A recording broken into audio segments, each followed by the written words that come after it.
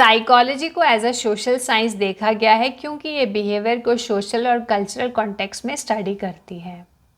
Humans अपने behaviour को society और अपने कल्चर के हिसाब से इंक्लाइन करते हैं, पर साथ के साथ ये भी देखा गया है कि इंसान अपनी थिंकिंग और अपने फीलिंग के हिसाब से भी सोसाइटी और कल्चर को क्रिएट करता है। फॉर एग्ज़ाम्पल अगर हम अब देखते हैं तो दिवाली में पटाखे चलाना हमारा ट्रेडिशन है, पर जैसे पोल्यूशन बढ़ता जा रहा है तो आने वाली जनरेशन जो है वो ज़्यादा इको फ्रेंडली हो गई है, वो पटाखे कम जलाना पसंद करती है एज़ कम्पेयर टू पहले वाली जनरेशन। तो हो सकता है कि फ्यूचर में वो रंगोली बना के अपने घर में लाइट्स जला के और एक दूसरे से मिलके दिवाली बनाए। तो मतलब अपनी फीलिंग्स और अपनी थिंकिंग के हिसाब से एक सोसाइटी या फिर कल्चर को क्रिएट करना। चलिए अब एक स्टोरी से इसे और क्लियरली समझने की कोशिश करते हैं। रंजीता और शबनम एक ही क्लास में थे। वो एक दूसरे को बस जानते थे, पर वो आपस में दोस्त नहीं थे।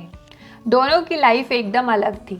रंजीता एक फार्मर फैमिली से थी। उसके ग्रैंड पेरेंट्स, पेरेंट्स और उसका बड़ा भाई सब फार्म में काम करते थे। वो अपने गांव के घर में साथ में ही रहते थे। रंजीता एक बहुत ही अच्छी एथलीट थी और स्कूल के बेस्ट लॉन्ग डिस्टेंस रनर्स में आती थी। उसे लोगों से मिलना, दोस्ती करना बहुत ज़्यादा पसंद था। दूसरी तरफ शबनम अपनी माँ के साथ उसी गांव में रहती थी। उसके पापा साथ वाले शहर में ऑफिस में काम किया करते थे। वो सिर्फ छुट्टियों पे ही घर आते थे।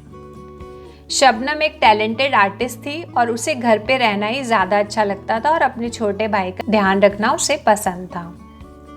वो शाई थी और लोगों से ज़्यादा मिलना जुलना उसे पसंद नहीं था।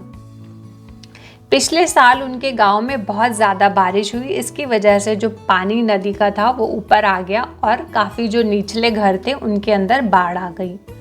तो गांव के लोगों ने मिलकर मदद करी और जो लोग परेशान थे उन्हें घर देने की कोशिश करी। शबनम का भी घर बाढ़ के अंदर आ गया और वो अपनी माँ और भाई के साथ रंजीता के घर आ गई। रंजीता शबनम की फैमिली को मदद करके खुश थी और अपने घर में उन्हें कंफर्टेबल फील करवाना चाहती थी। जब बाढ़ का पानी कम हुआ तो रंजीता की माँ और दादी ने शबनम की माँ को उनका घर वापस सेट करने में मदद की। दोनों फैमिलीज एकदम क्लोज हो गई। रंजीता और शबनम भी बहुत अच्छी दोस्त बन गई। ये स्टोरी दिखाती है कि लोग कैसे अलग होने के बाद भी डिफ़िकल्ट सिचुएशन में एक दूसरे के क्लोज आते हैं। अब इस स्टोरी में रेगुलरिटी और वेरिएशन को समझने की कोशिश करते हैं। रेगुलरिटी का मतलब होता है नॉर्मली पर्टिकुलर सिचुएशन में लोग इसी तरीके से बिहेव करते हैं। ये बिहेवियर ह्यूमन नेचर और सोसाइटी का कॉमन पैटर्न दिखाता है।